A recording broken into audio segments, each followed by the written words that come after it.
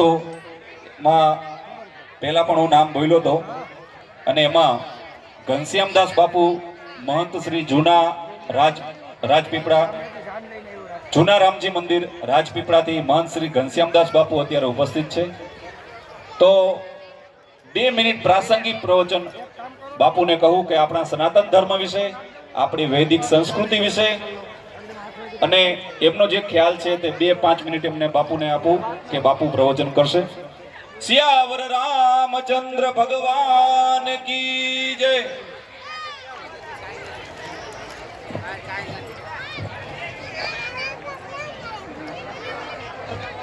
माता रामो मत् पिता रामचंद्र स्वामी रामो मत् सखा रामचंद्र सर्वस्व मे रामचंद्रम दयालु नान्यनि उजाने न जाने न जाने दक्षिणे लक्ष्मणो यस्य वामे च जनकात्मजां उर्तो मारुतिश्यं तं वन्दे रघुनंदनम। सिया राम मई सब जग जानी करम प्रणाम जोर जुग पानी। मंचस्थ विराजमान संत वृंद, सबके चरणों में कोटि दंडवत। भक्त वृंद, मातृशक्ति, आज का मंगल प्रसंग सनातन धर्म में 16 संस्कारों में एक विवाह संस्कार। सनातन धर्म में गर्भाधान संस्कार से लेकर के और अंतिम संस्कार तक 16 संस्कार। हमारे यहाँ की पद्धति रही है कि प्रत्येक सनातनी को ये 16 संस्कार याद होना चाहिए। धीरे धीरे हम भूलते गए संस्कारों को। हमारे यहाँ सामूहिक सब कार्य करने का पहले से सामाजिक नियम रहा। राम जी की बारात गई तो वहाँ चारों भाइयों की शादी हुई और बारात में जितने अवधवासी गए थे सबकी शादी हुई। तो समूह विवाह जो है वो त्रेता युग से चल रहा है। हमारे यहाँ स्वयंवर होते थे। भारतीय संस्कृति में हमारे शास्त्रों में कहीं जाति का वर्णन नहीं है।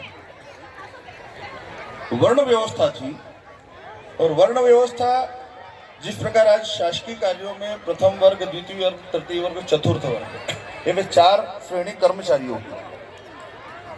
घर में 4 बालक थे, एक पढ़ा लिखा था, उसको शिक्षण की व्यवस्था दी। जो शक्तिशाली था उसको समाज की सुरक्षा की जिम्मेदारी दी, समाज के रक्षण की जिम्मेदारी दी। जो मेहनतकश था उसको व्यापार और खेती की जिम्मेदारी दी और बाकी जो था उसको परिवार की व्यवस्था की जिम्मेदारी दी, परिवार की सेवा की व्यवस्था दी। अगर जाति व्यवस्था होती तो हमारे द्रौपदी का स्वयंवर नहीं होता। जो मछली की आंख को बेध दे उसके साथ में द्रौपदी का स्वयंवर होगा। वहां कोई जाति का वर्णन नहीं था। ये जाति की व्यवस्था हमारे यहाँ 500 वर्ष के बीच में आई। पहले विवाह संस्कार दिन में होते थे, यज्ञ रात्रि में नहीं होते थे। यज्ञ अनुष्ठान दिन में ही होते थे, तांत्रिक हवन रात्रि में होते। लेकिन हमारे यहाँ विदेशी आक्रमण हुआ, इसलिए विवाह की व्यवस्थित विवाह हो जाए इसलिए रात्रि की व्यवस्था रखी। शास्त्रों में कहा है कन्या जब ऋतु धर्म में आए, मासिक में आए, उस समय उसका संबंध कर देना चाहिए। लेकिन समय के साथ परिवर्तन हुआ। 21 वर्ष की आयु तक कन्या का विवाह हो जाना चाहिए। उससे ऊपर अगर घर में रखते हैं तो माता पिता को दोष लगता है। 21 वर्ष से अधिक हुए तो समाज में जो ये कुरीति आई वो 21 वर्ष से ज्यादा आयु की कन्या जब घर में रहने लगी तो हुआ। शास्त्रों की व्यवस्था है, शास्त्र ने हमारे जीवन की पद्धति सिखाई है। उस पद्धति को हम भूले हैं, इसलिए हमारी संस्कृति नष्ट होने लगी।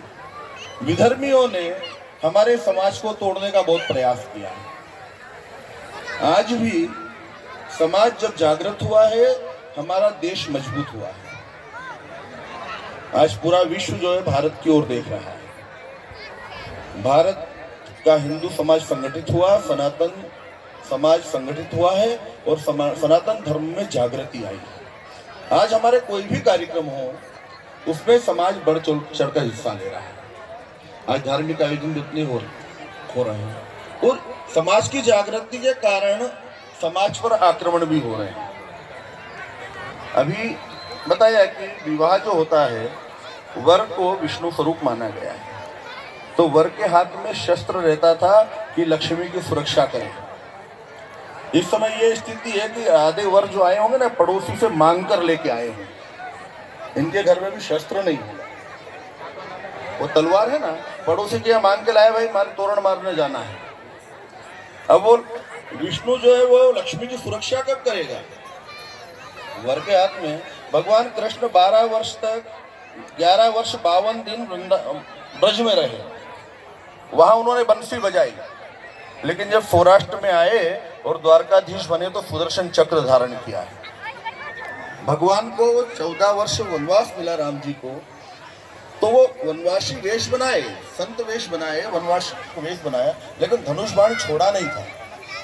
हम सबका दुर्भाग्य ऐसा हुआ कि हमने अपने देवताओं की जो मूर्तियों का दर्शन किया, वो दर्शन करके शिक्षा नहीं लिया।